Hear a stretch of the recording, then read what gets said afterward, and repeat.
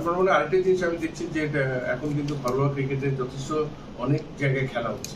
তো সেই জায়গায় কিন্তু আমাদের সময় কিন্তু আমরা সব জায়গায় কিন্তু খেলাটা দেখতাম গিয়ে। এখন কিন্তু অনেক সময় দেখি যে সিলেক্টরটা নেই। তো সেটা কিন্তু এটা নিয়ে কেউ কিন্তু উচ্চবাক্য করে না, যেটা আমাদের সময় করতো। তো এটাও আমার কাছে আশ্চর্য লাগে, তাহলে সিলেক্টররা প্লেয়ারদের কাছ থেকে কোথায় দিই? যদি ডিভিশন অনুযায়ী খেলা হতো, আপনারা তিনজন তিন ভাগে ভাগ হয়ে যেতেন, সেখানে আপনাদের দেখা যেত। এখন পর্যন্ত আমরা মাঠে গেলে হয়তো বা দুই নির্বাচকের একজনকেও দেখতে পাই না। তারা কি আসলে ঘরের মধ্যে বসেই কিংবা আপনার ধরেন অফিসে বসেই কি এই সিলেকশন প্রসেসটা সেরে ফেলে? কারণ আপনার কাগজে কলমে কিন্তু সেটা কিন্তু দেখার সুযোগ নেই।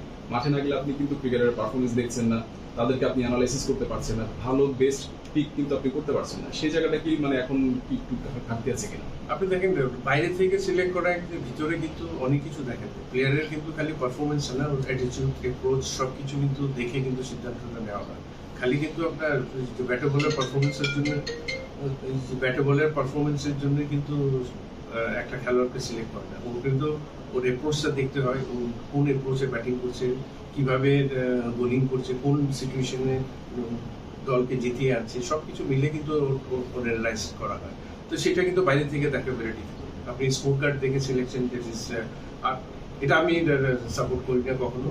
এবং এখন যেটা চলছে এটা নিয়ে ক্রিকেট অপারেশনের চিন্তা করা উচিত। এবং সিলেক্টর যেহেতু দুজন আছে, আরেকজন দরকার, এবং আরেকজন ইনক্লুড করা ইমিডিয়েট দরকার।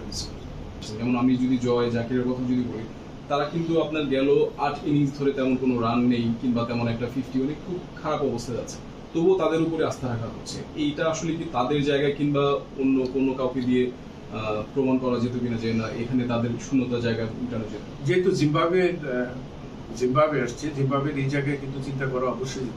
এই জায়গায় কিন্তু আপনি যদি দেখেন ধারাবাহিকভাবে 2-3 বছর যদি আমরা যদি ভালো রাখি, এই জায়গায় নতুন খেলোয়াড়কে নিয়ে আগানো অবশ্যই দরকার।